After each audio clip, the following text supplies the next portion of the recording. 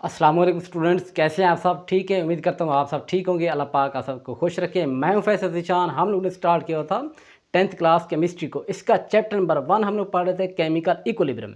इस चैप्टर के हमारे तकरीबन अब तक 7 लेक्चर हो चुके हैं। आज हमारा लेक्चर नंबर 8 है, जिसमें आज हम जो चीज़ डिस्कस करने वाले हैं वो है equilibrium constant and it's units. Equilibrium constant को डिस्कस करेंगे और फिर बाद में इसके यूनिट्स को हम लोग डिटेल के साथ पढ़ेंगे। ठीक है, तो चलें बढ़ते हैं लेक्चर की तरफ। जी, इक्विलिब्रियम कांस्टेंट पहले इसको देख लेते हैं।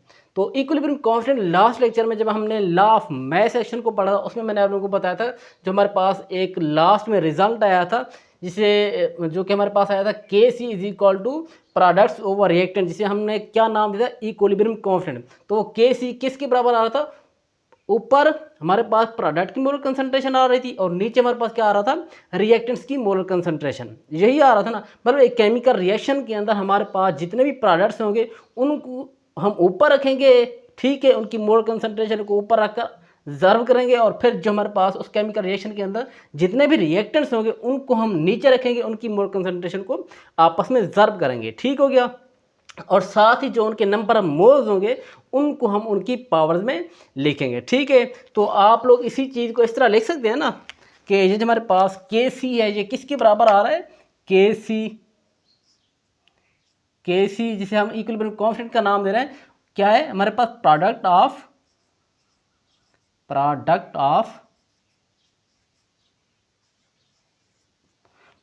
Of molar concentration. मोलर के लिए मैं यहाँ पर कैपिटल एम लिख रहा हूँ। ठीक है, product of molar concentration of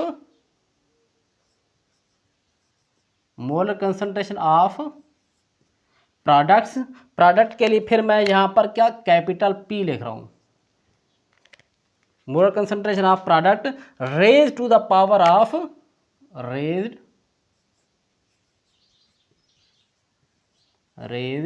to the power of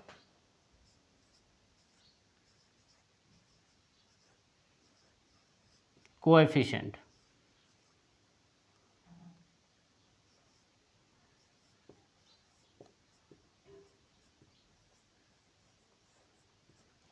ठीक हो गया। मतलब ऊपर हमारे पास क्या है? प्रोडक्ट है, और नीचे जहां पर हमारे पास क्या है? रिएक्टेंट्स है। तो नीचे हमारे पास क्या है? रिएक्टेंट।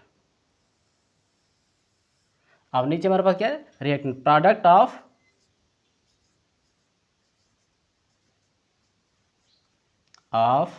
Molar concentration. मोलर के लिए मैं यहां पर क्या कैपिटल एम लिख रहा हूं। Molar concentration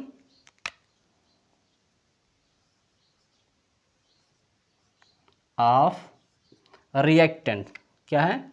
reactant. रिएक्टेंट के लिए मैं क्या कैपिटल आर लिख रहा हूं, रिएक्टेंट। लेकिन फिर साथ में जो उनकी कोएफिशिएंट होते हैं, जो नंबर मोल्स होते हैं, उनको हम क्या उनकी पावर में लिखते हैं। तो वो लिखें हमारे पास रेज टू द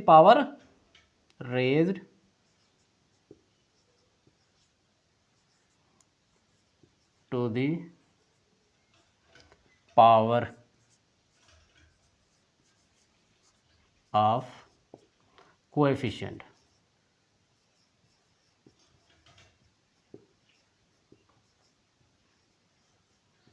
ठीक हो गया। तो यहाँ पर देखिए, मैंने यहाँ पर ये जो पहला यहाँ पर प्रोडक्ट लिखा है, इस प्रोडक्ट का मतलब है क्या? वो जर्ब वाला प्रोडक्ट। ठीक है, और यहाँ पर ये जो दूसरा मैंने प्रोडक्ट कैपिटल पी लिखा है, इसका मतलब है कि वो केमिकल रिएक्शन के अंदर जो प्रोडक्ट है उसको ये रिप्रेजेंट कर रहा है। ठीक है, पहले प्रोडक्ट का मतलब जर्ब, और ये जो प्रोडक्ट है ये रिएक्टेंट प्रोडक्ट वाला प्रोडक्ट है। ठीक है, समझ में आ गया। तो यहाँ से आप लोग इक्विलिब्रियम कांस्टेंट की जो है ना डेफिनेशन कर सकते हैं ना, कि ये जो इक्विलिब्रियम कांस्टेंट है जिसे हम के सी कह रहे हैं, ये रेशो नहीं है। रेशियो है किसके बीच में? हमारे पास product of molar concentration of product raise to the power of coefficient and product of molar concentration of reactant raise to the power of coefficient. Overall कहने का मतलब यह है कि इक्विलिब्रियम कांस्टेंट रेशियो है किन के बीच में? प्रोडक्ट की मोलर कंसंट्रेशन और रिएक्टेंट की मोलर कंसंट्रेशन के बीच में। ये क्या है? एक रेशियो है। ठीक है, तो यहाँ से आप लोग इसकी डेफिनेशन लिख सकते हो। तो ये आ गया हमारे पास क्या इक्विलिब्रियम कांस्टेंट की डेफिनेशन। ये क्या बनेगी, इट इज द रेशियो, ये क्या रेशियो है, it is the ratio between किन के बीच में, between the product of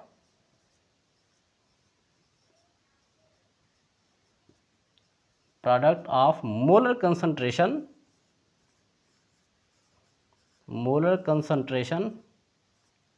of product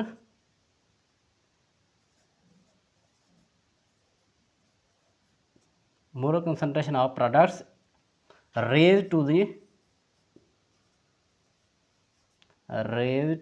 the power of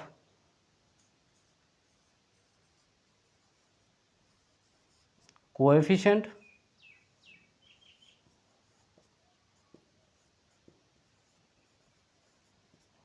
to the product of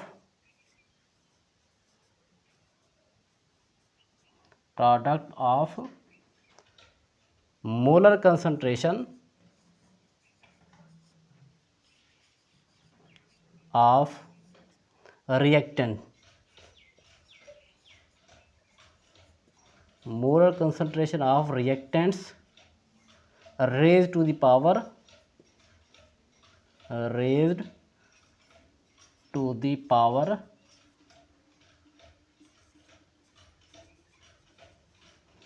of coefficient।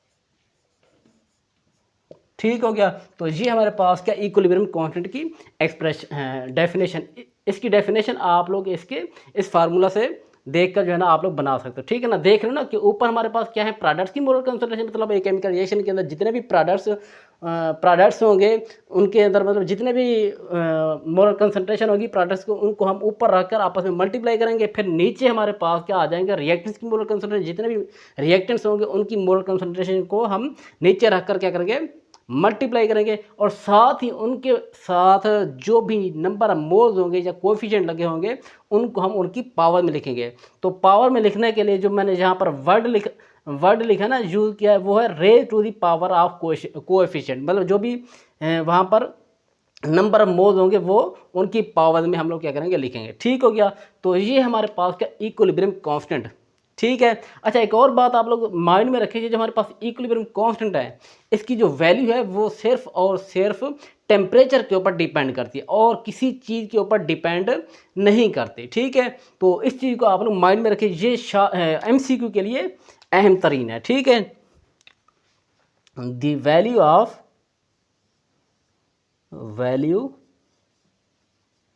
Of Kc, या आप इक्विलिब्रियम कांस्टेंट भी ले सकते हो। ठीक है, the value of Kc only depends on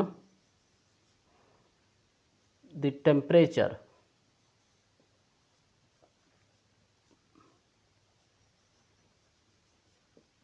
ये सिर्फ और सिर्फ टेम्परेचर के ऊपर डिपेंड करती है, इसकी वैल्यू और किसी चीज़ के ऊपर डिपेंड नहीं करते। ठीक है, तो ये हमारे पास क्या इक्विलिब्रियम कांस्टेंट।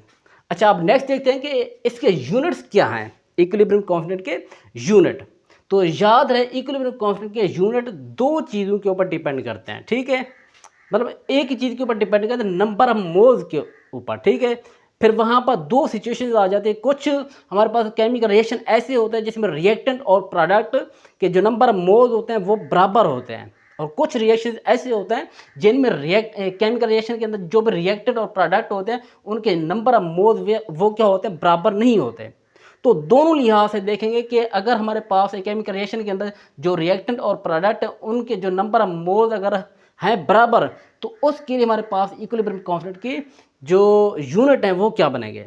लेकिन अगर एक केमिकल रिएक्शन के अंदर रिएक्टेंट और प्रोडक्ट के जो नंबर ऑफ मोल्स हैं वो बराबर नहीं है, तो उसके लिए इक्विलिब्रियम कांस्टेंट के यूनिट क्या बनेंगे। ठीक है, तो पहली बात जो आपने लिखनी है, इसके यूनिट के हवाले से वो यही है कि जो इक्विलिब्रियम कांस्टेंट का जो यूनिट है वो डिपेंड करता है किसके ऊपर, number of moles of reactant and product. ठीक है, तो मैंने यही बात लिखी है कि the unit of Kc depends on the number of moles of reactants and products.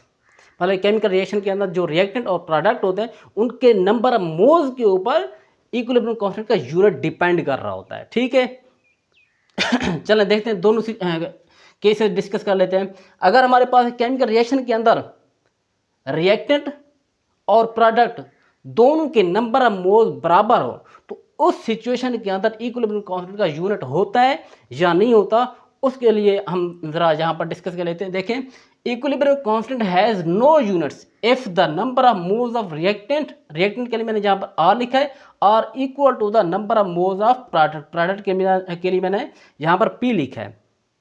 वो कहता है कि अगर एक केमिकल रिएक्शन के अंदर रिएक्टेंट और प्रोडक्ट के नंबर ऑफ मोल्स बराबर हों तो उस केमिकल रिएक्शन के लिए इक्विलिब्रियम कांस्टेंट का कोई यूनिट नहीं होगा।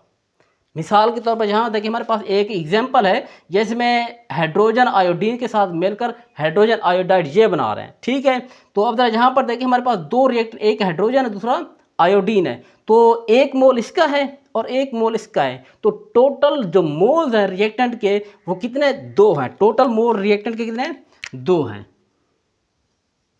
और इसी तरह इस केमिकल रिएक्शन के अंदर देखें जो प्रोडक्ट बन रहा है हाइड्रोजन आयोडाइड, इसके कितने मोल हैं, इसके भी तो कितने, 2 मोल हैं। कितने, 2 मोल हैं। तो रिएक्टेंट और प्रोडक्ट के जो नंबर ऑफ मोल्स हैं वो क्या हैं, बराबर नहीं है।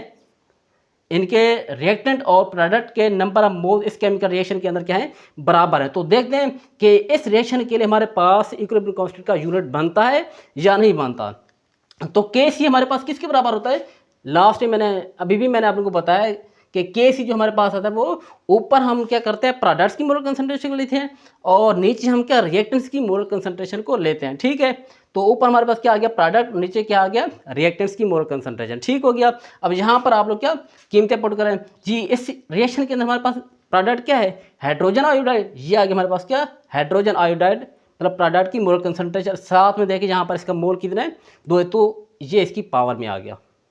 अब नीचे देखिए हमारे पास क्या है, रिएक्टेंट्स की मोलर कंसंट्रेशन। तो इस रिएक्शन के अंदर हमारे पास रिएक्टेंट क्या है, एक हाइड्रोजन है दूसरा क्या है, आयोडीन है। तो इनकी मोलर कंसंट्रेशन आपने लिखी, एक हाइड्रोजन की मोलर कंसंट्रेशन इनटू आयोडीन की मोलर कंसंट्रेशन, ये आ गया। लेकिन यहाँ पर देखिए इनके नंबर ऑफ मोल्स क्या, 1 है, इसका भी क्या है, 1 है। तो 1 लिखें या ना लिखें इससे कोई फर्क नहीं पड़ता। ठीक हो गया, तो ये आ गया। अच्छा, ये जो हमारे पास स्क्वायर ब्रैकेट लिखी हुई है ये क्या है, एक्टिव मास मोलर कंसंट्रेशन को रिप्रेजेंट कर रहा है। तो मोलर कंसंट्रेशन का जो हमारे पास यूनिट हमने पढ़ा था वो क्या था, मोल पर क्यूबिक डेसीमीटर। तो सिंपली आपने क्या करना है, यहाँ पर इसका यूनिट लिख दें। तो इसका यूनिट क्या है, मोल पर क्यूबिक डेसीमीटर, तो ये आ गया इसका यूनिट। लेकिन इसके साथ देखिए ऊपर क्या 2 लिखा हुआ है, मतलब इसकी पावर कितनी, 2, तो ये आ गया इसकी पावर 2। इसी तरह नीचे देखें ये हाइड्रोजन की मोलर कंसंट्रेशन है, इसकी जगह पर इसका यूनिट आ गया मोल पर क्यूबिक डेसीमीटर। इसी तरह आयोडीन की मोलर कंसंट्रेशन है, इसकी जगह पर इसका यूनिट मोल पर क्यूबिक डेसीमीटर आ गया। ठीक हो गया। अब नेक्स्ट देखें, ये वैसे का वैसे मोल पर क्यूबिक डेसीमीटर, इसकी पावर 2 आ गया।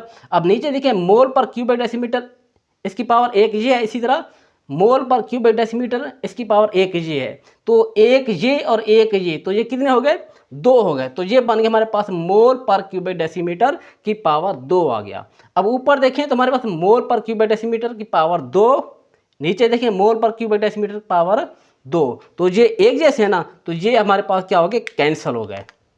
ये चीज़ें क्या होगी, कैंसिल हो गई। तो अब आप मुझे खुद बताएं, सारी चीज़ें तो होगी कैंसिल, कोई यूनिट बचा है, नो यूनिट, इसका कोई यूनिट नहीं है, नो यूनिट जी। यहां से आप लोगों को एक चीज सीखने को मिली, वो क्या है कि अगर एक केमिकल रिएक्शन के अंदर रिएक्टेंट और प्रोडक्ट के नंबर ऑफ मोल होते हैं बराबर, जैसे जहां पर देखा आपने बराबर है नंबर ऑफ मोल प्रोडक्ट और रिएक्टेंट के, तो उस रिएक्शन के लिए इक्विलिब्रियम कांस्टेंट का यूनिट नहीं आता। ठीक है, ये चीज आपने सीख ली। चलें अब एक और चीज देख लेते हैं कि अगर हमारे पास एक केमिकल रिएक्शन के अंदर रिएक्टेंट और प्रोडक्ट के नंबर ऑफ मोल बराबर ना हो तो उस सूरत में इक्विलिब्रियम कांस्टेंट का यूनिट आता है या नहीं आता। ठीक है, चलिए इस चीज़ को देख लेते हैं। सबसे पहले आप लोग वही लिखें कि Kc Kc has units if the number of moles of reactant is equal to the number of moles of product। वो कहता है कि अगर हमारे पास एक केमिकल रिएक्शन के अंदर नंबर मोल्स ऑफ रिएक्टेंट वो बराबर हो नंबर मोल्स ऑफ प्रोडक्ट के, तो उस सूरत में इक्विलिब्रियम कांस्टेंट का यूनिट होता है। तो चलें एग्जाम्पल के जरिए हम इस चीज़ को समझ लेते हैं। हमारे पास एग्जाम्पल क्या है? एग्जाम्पल है नाइट्रोजन हाइड्रोजन के साथ रिएक्ट करके NH3 अमोनिया ये बना रहा है, ठीक है। तो इसके लिए हम क्या करते हैं, वो इक्विलिब्रियम कांस्टेंट का यूनिट निकालने की कोशिश करते हैं जी। Kc किसके बराबर आता है? प्रोडक्ट ओवर रिएक्टेंट की मोल कंसंट्रेशन, ठीक हो गया। तो यहाँ पर देखिए हमारे पास प्रोडक्ट क्या है NH3, लेकिन यहाँ पर इसके नंबर मोल कितने 2 हैं, तो ये इसकी पावर में आ गया।